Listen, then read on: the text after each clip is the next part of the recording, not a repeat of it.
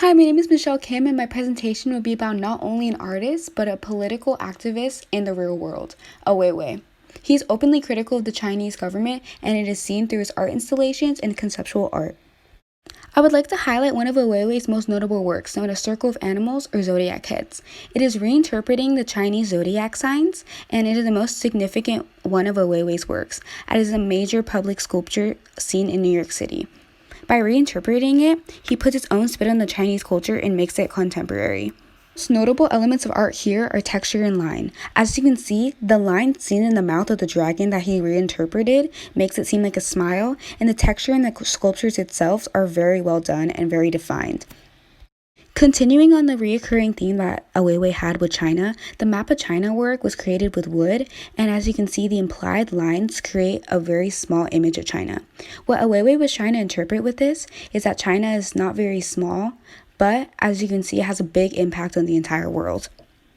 Made in 1995, these series of photos is Ai Weiwei himself destroying an ancient $1,000,000 artifact from the Han Dynasty. It represents the Han Dynasty as it was a corrupt regime full of civil unrest for the people of China. Ai Weiwei himself in an interview highlights the element of color, which he says there is a lack of, because he wanted to show how lifeless China has been ever since the culture was taken out because of the communist regime. Ai Weiwei also describes the photo as a way to remind China of its past evils.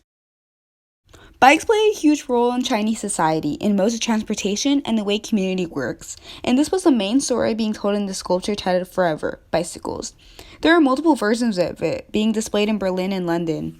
It makes a comment in modern China, as Weiwei wants to display how all the bikes are stuck together, symbolizing no movement, stagnant, which is the way Weiwei views communist China, as there is no movement economically and socially.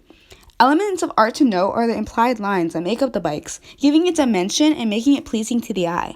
Adding on the circle of the wheels themselves add a little more complexity to the artwork. Similar to the Han Dynasty urn, in colored vases, Ai Weiwei once again tarnishes artifacts close to the Chinese history. He paints these vases with industrial paint and are from the Neolithic age. Some saw this as vandalism, and some saw it as very clever artwork. It was made in 2006 and is displayed now in Washington, D.C. He makes the comment that now that he has destroyed these pieces of artwork, you can still see the history beneath these industrial paints. Colored vases is just another example of Weiwei's direct attack onto Chinese history and the government, which pushes him into trouble with them. Color was just the main element of artwork, as high saturation industrial paints cover these ancient vases. Warm and cool color pairings to each other make this artwork more complex and appealing to the eye. Ai Weiwei once again vandalizes ancient Chinese vases and imprints the iconic Coca-Cola logo onto it. China is known for its market domination, and in this symbolic artwork titled Coca-Cola Vase, Weiwei comments on the mass production and history of China and asks them to rethink their place in the economy and in this world. In this conceptual piece of art, color of the Coca-Cola logo contrasts against the muted tone of the vase. This is value and creates a dramatic effect. In a later work titled River Crab by Ai Weiwei, he comments and disagrees on the harm in the society the Chinese Communist Party tries so hard to convey to their people. Being a victim of the intense censorship himself, he creates these porcelain crabs to represent the people of China and how they all crumble together to be a member of the Communist Party. Aside from conceptual art pieces, Ai Weiwei was also asked to create the Beijing Olympic Stadium. As you can see here, he and other artists collaborated in order to create the implied lines here seen in the stadium. Ai Weiwei mentions that when he was creating this, he wanted a bunch of lines overlapping in order to appeal more for people entering for the Olympics. As you can see, the overlapping of these implied lines are more appealing to the eye and create a sense of juxtaposition against them.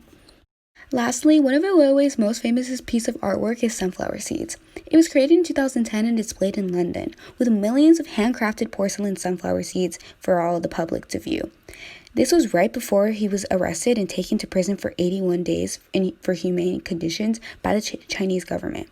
He says in an interview, the artwork that he displayed here comments on the mass production of goods and the made in China phenomenon, which basically just says how everything made out of China is unethically and mass produced.